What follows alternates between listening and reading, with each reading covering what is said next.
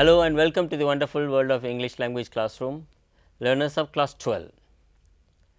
Today we do the first lesson from your supplementary reader Vistas. Learners, you are aware and you know that this is a supplementary reader meant for extensive reading and reading for pleasure. So, learners, we will discuss in such a way that you read the story and reread the story in order to understand, analyze, interpret the ideas and extrapolate. Learners, to do today's lesson with me is Dr. Amit Ranjan, member of faculty, from Central Institute of Educational Technology and CRT, and we will together, of course, with you learners will do this lesson. Amit, let me begin with asking you a question, and of course to your learners. Have you ever heard of strange stories which you feel that it's unbelievable? Thanks a lot, Meghnathan, for that question. It's an intriguing question, and I have not just heard such stories, I have also experienced them. So, for example, I went to Pune University, where there is this grave of Alice Richmond, a 26-year-old girl who died in Bombay. That's another story altogether. I'll not get into it. But on her grave was written, Alice Richmond, born 1856, Melrose, South Australia, died January 14, 1882 of cholera. After that, the next part of the epitaph says, died at this spot and is buried at this very spot. Oh, it's interesting how a person is buried in the same spot he died. Exactly, but a year later, when I got obsessed with this idea and the grave and started researching on it, a year later when I returned, the thing was missing. It was not written on. How? It's strange, no? Why did they remove it? Or no, I had just imagined it. And a couple of years later, I went to Meerut, Sardana, where there is this church built in the Italian style by Begum Samru. There is a grave of a priest which says exactly the same thing, died at this spot and is buried at this very spot. But you so I had a premonition of something that is going to happen a couple of years later. Oh, fine. I was hallucinating. But it was not there in Pune. It was not there in Pune. So, learners, sometimes we dream in which we ourselves appear in the dream, but you couldn't believe that. Oh, I suppose I am an old priest like, or I am an old man or old farmer. This kind of dream sometimes I also have experienced. Then when we tell people, they said no, this is your lost birth or something else. I don't know whether you believe it or not, but some strange things do happen. Yeah, indeed. Fine. Learners and Amit, we will read the short story, The Third Level by Jack Fenney in your supplementary reader, lesson 1. So, let us first learn the objectives of the lesson, or at the end of this lesson, learners, you will be able to read the short story, The Third Level, with the understanding, identify events and the main ideas of the story, and also how the ideas are sequenced in order to build up a short story. The second objective, learners, we will appreciate the story and interpret the events and theme of the story and connect with our personal experience. The way Amit brought out some of the personal experiences of strange things, here also the narrator is going to tell us some strange feelings, strange ideas, strange happening. So, we will connect with our own experience. Fine, Amit. So, learners, we will now present you the story in short. So, let me request Amit to read some of the events in the story from the beginning. Yeah, please. So, we will present a quick summary in points, but of course, there is no substitute to reading. So, you should read this very nice story a few times over. The narrator of the story, Charlie, a 31-year-old young man, believes that there is a third level in the Grand Central Station of New York, which everybody knows has only 2 levels. When he tells his psychiatrist friend, the latter opines that Charlie wants to escape from the present. For him, the present was rife with fear, insecurity and anxiety. Charlie says that he is a philatelist. A philatelist means a stamp collector. It's a new word for you to learn. Charlie says that he is a philatelist, and that could by the psychiatrist's logic, be an escape from the present. He justifies that it is not so, because his grandfather used to collect stamps, and so did the famous President Roosevelt, also collect stamps. One day, Charlie works till late in his office and is now getting back home. Charlie decides to take the subway from the Grand Central because he wants to get home faster than the bus. His wife Louisa would be waiting for him. Charlie goes to the first level where Charlie says people take trains like the 20th century, the train that was operational between the years 1902 to 1967, ran from Grand Central in the New York City to Chicago City. Then he walks down to the second level where the suburban trains leave from, and Charlie loses his way in the maze of subways and tunnels. He moves hither and thither, that is here and there, and finds himself in a new place every time. Charlie is worried and feels that the Grand Central is growing like a tree root, pushing out new corridors and staircases. He reaches a place where he finds himself alone. It is a dark, desolate tunnel where all he can hear is the echoes of his own footsteps. He continues walking through the tunnel despite the uncertainty and reaches another level which he thought was the second level. But to his surprise, it is a different place altogether. He notices that the objects there are very different. Most of the things were antique looking there.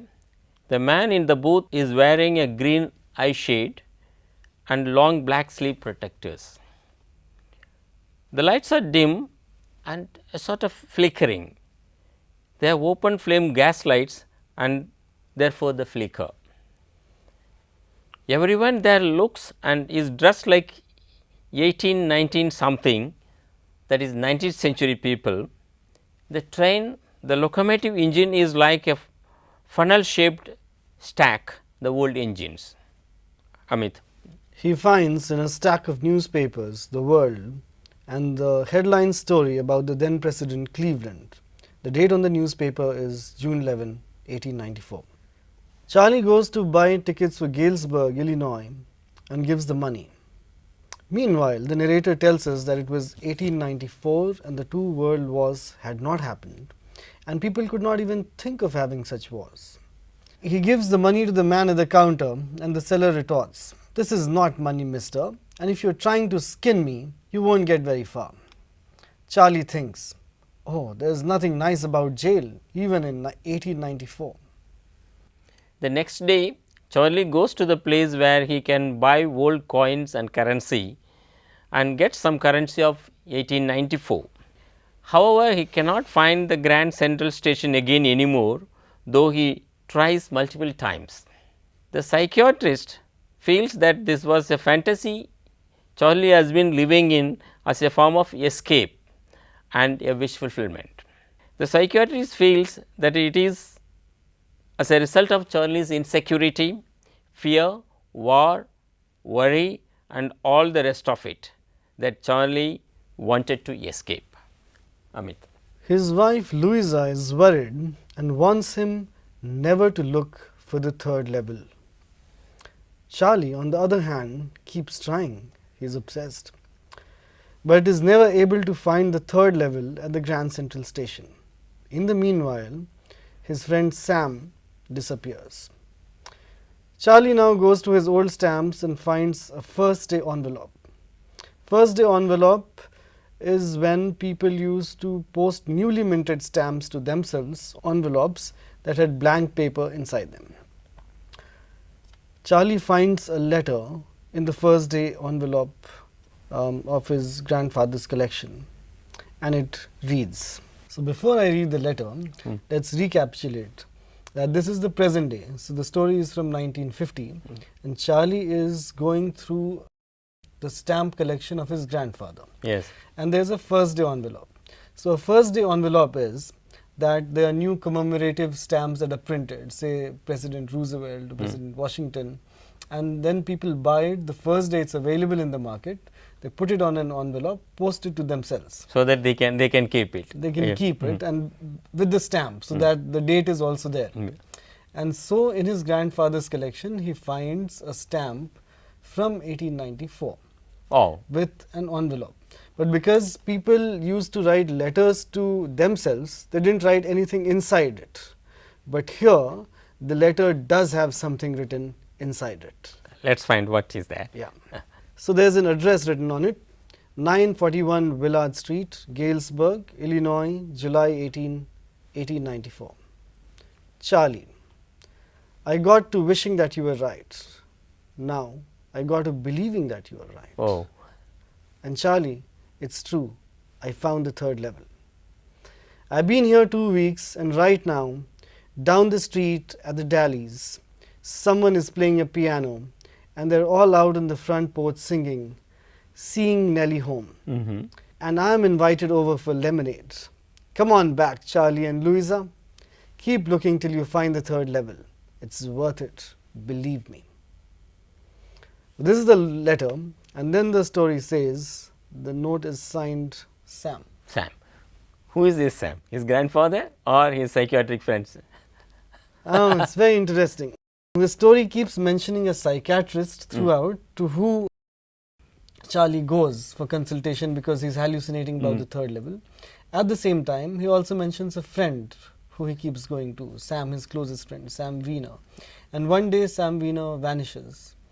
And Charlie thinks that he's gone to the third level because Sam is a city boy, but may well have gotten tired of the city and is looking for an escape to village, which is Galesburg. That's and right. this letter is from Galesburg. So Sam has actually escaped onto the third level, taken a train to Galesburg, which Charlie wanted to take, and gone to Galesburg in But Sam- 1894. Yeah. Sam didn't believe when Charlie told him that. Yeah. Now, I have a question for you and learners. Yeah. What about his wife? Does she believe that? So Louisa did and did not believe that. Okay. She did believe him. We are not given much of an insight into Louisa's character, except as a good confidant and a good partner of Worried Charlie. wife, housewife also. She later gets worried when he cannot find. So first time he tells that he found the third level, she's excited. And which is why Sam in his letter also says, addressing both of them, not just Charlie, Oh. Charlie and Louisa. True. But later she thinks that he's gone mad, and she gets really worried, what if her husband is losing her mind. But in this strange twist, we discover that the psychiatrist himself is found in 1894. Yes. So, learners, we can't simply, we can't simply reject some, when people say that some mysterious or strange things they have experienced. We should really give some respect to those experiences in order to understand how a human brain works and how things happen to people. That's one. Learners, this is what short stories or any literature gives us and makes us feel why and how a person behaves the way he or she behaves. So, we call it characterization or plot, forget all those, but why Charlie behaves the way he is behaving, and why Sam and Louisa react to his actions in the beginning, later change. So, this is what literature does to us. We reflect, we understand, and we also accept the way people behave. Fine. Amit and learners, this is, you will have to read again in order to understand it deeper. We hope and we believe that you will be doing it. Now, Amit, let's take up some reflective questions on the story. Sure. Come on, learners. Be ready. You also think of the questions and try to answer yourself. Yeah. So we'll have a set of questions here, and then after that we'll also have some thematic discussion towards the end. So I'll ask you a couple of questions. Fine. First question I want to ask you is, why did Charlie feel that there was a third level? Because he experienced it, and he, on the particular day, he started late and he decided to take the subway, the train tube, rather than the bus, because he wanted to reach home much faster than by road. But unfortunately, he must have got late. He never says that.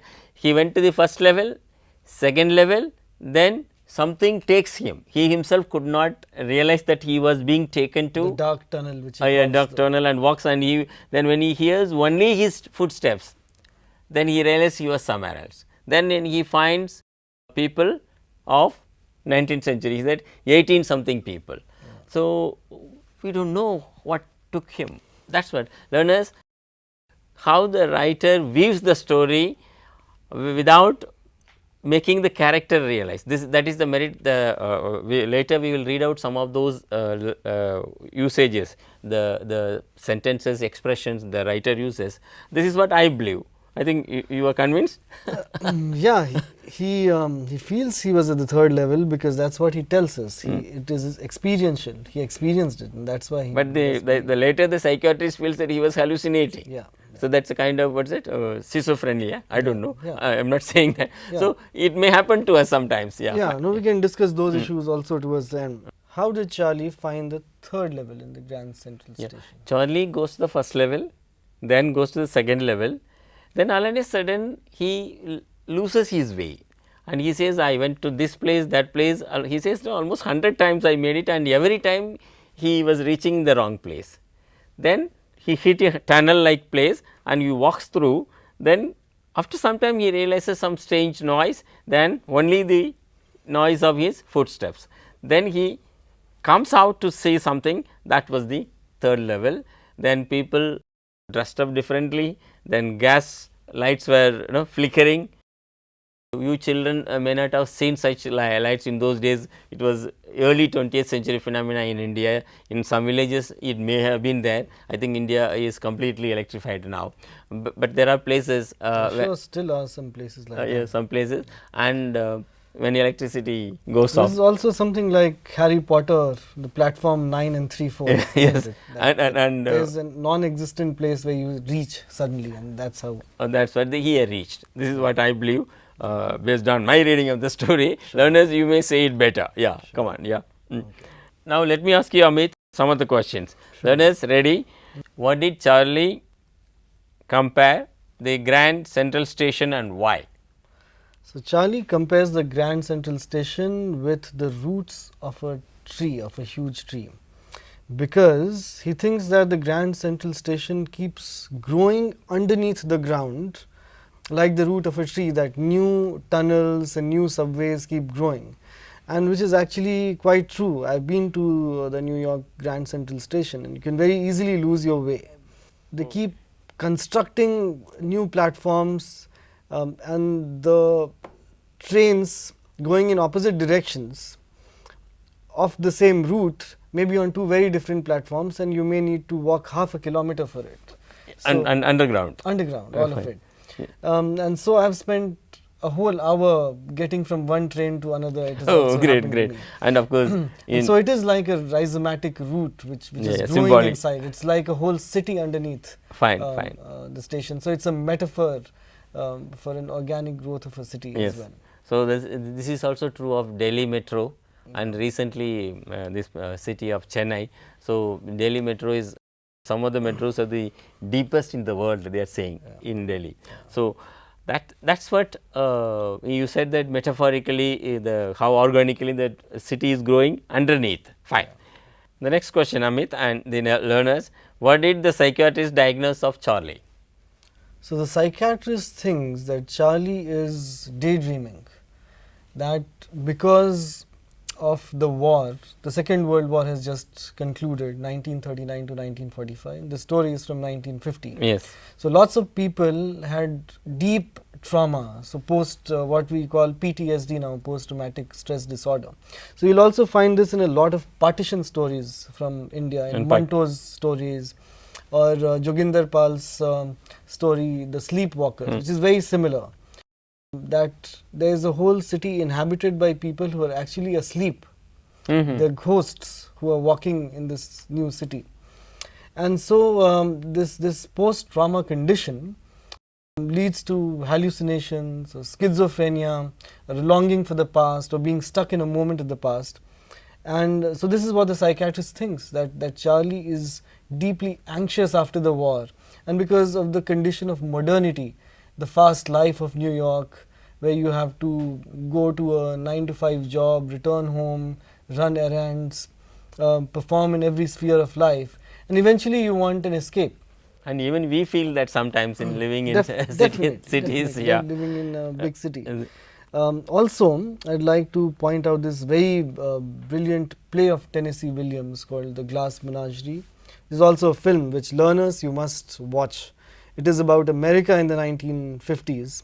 This is also America in the 1950s, where the protagonist goes to movies night after night after night. In the day he works in a factory, and in the night he has to go to a movie because he has to escape his harsh reality. So he needs this fantasy. Just to go to the theatre. Yeah.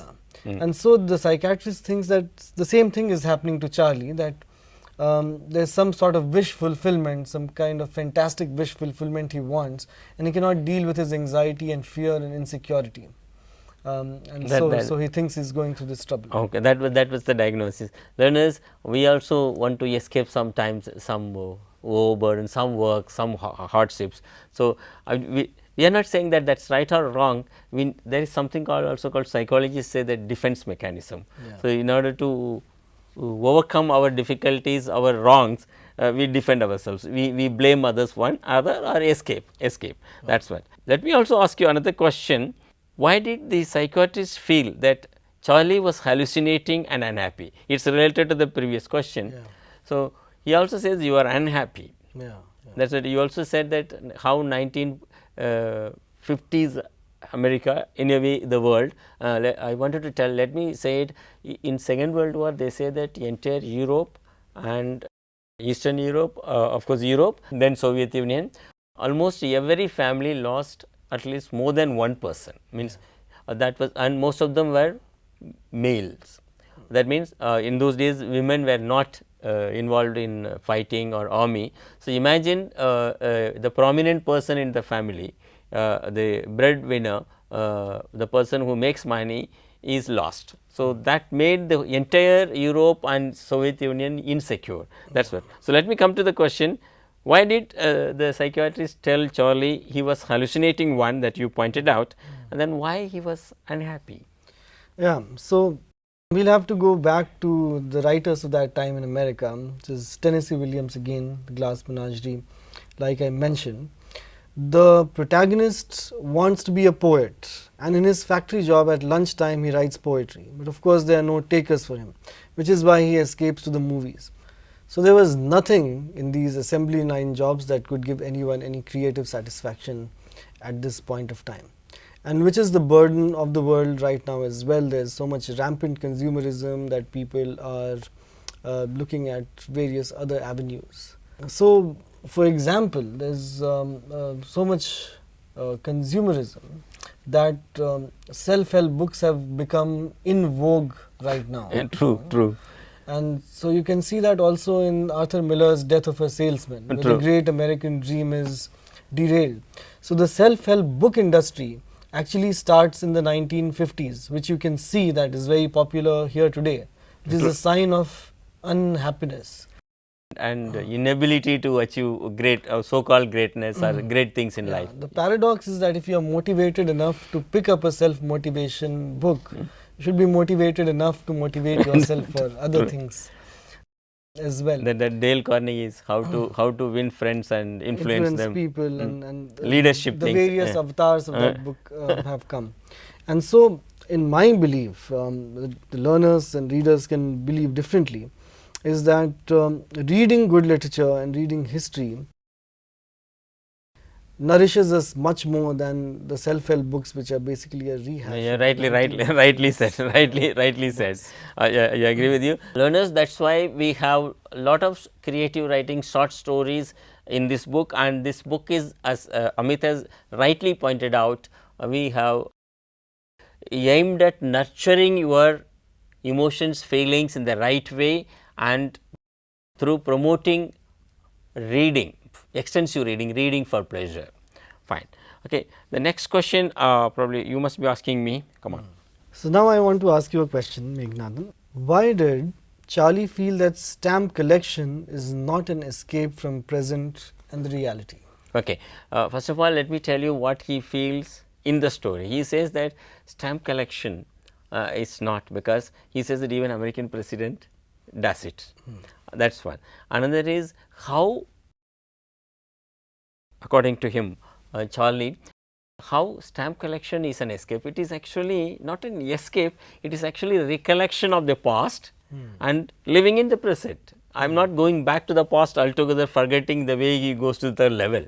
So, he believes that though the psychiatrist tells that you are a stamp collector, philatelist, because you want to escape from the real current present, but it is not true. That is what he feels. But let me also tell what I feel as a reader of the story.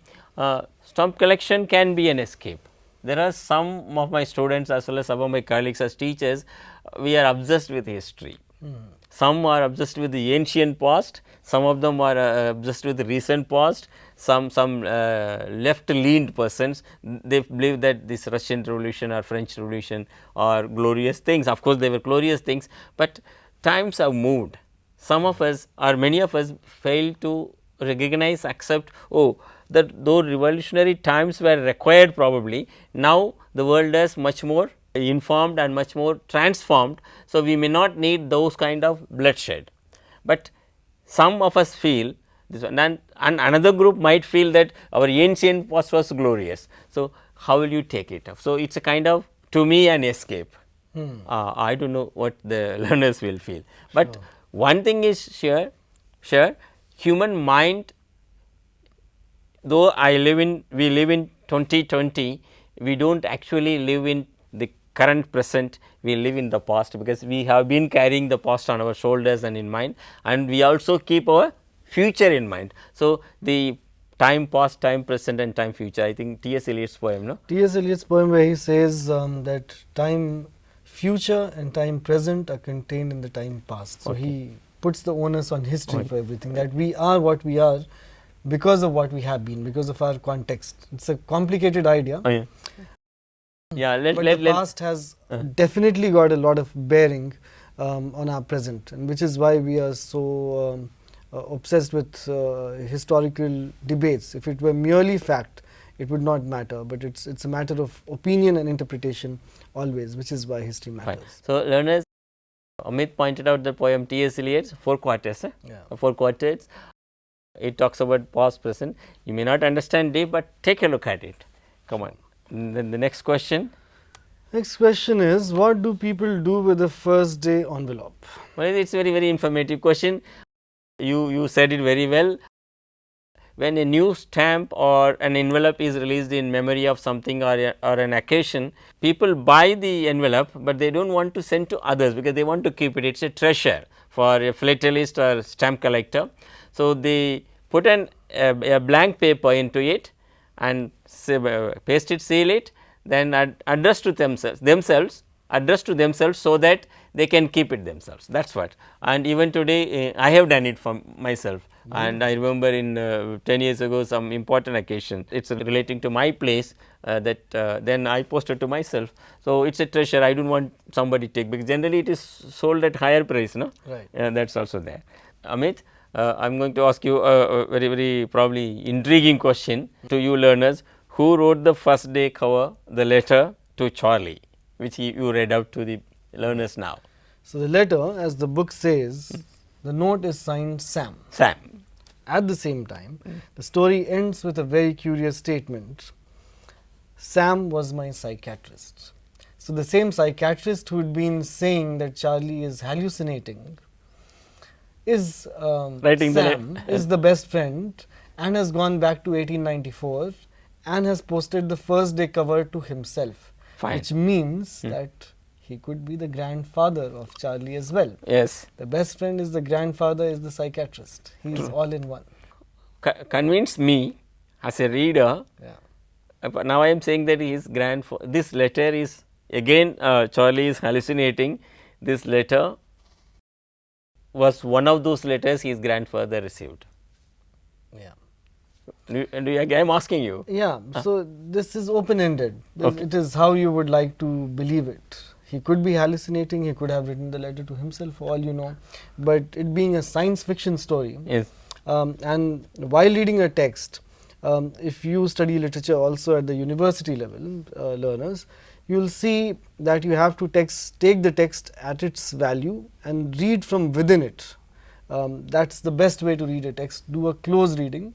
And so, according to this text, according to the narrator, so the narrator, who is Charlie himself, may be a deceiving narrator. He may be not telling you the truth. what, yeah, so it is truth for him. Yes. But for him, and it's a science fiction story, so you have to take it as fantasy. So here he collapses the psychiatrist, the friend and the grandfather all into one character. Fine. Which is also a very intense kind of a statement of saying all people are one, collapsible into the one who lived in 19th century Yeah. and the one who living in 1950s Yeah. are the same in a way. Yeah, in a way. In a That human emotions do not change. much. Yeah. Yeah. Fine. Fine. All right, learners, these are the questions. Deliberately we didn't do the multiple choice information based questions, because this story has lot to unfold, lot to learn about. So, please read, and some of the interpretations we did through some 8-9 questions, or just to understand the story and to interpret the story in our own way. Learners and Amit, we have come to the end of the part 1 of this lesson, the third level. So, we read, interpreted, made attempts to understand in different levels, and discussed some of the ideas, events, and even the layers of meaning, different layers of meaning, the themes to some extent, and we stop it here. We will meet you in the second episode, part 2 of this lesson. Thank you, learners. Thank you very much, Professor Meghnadhan.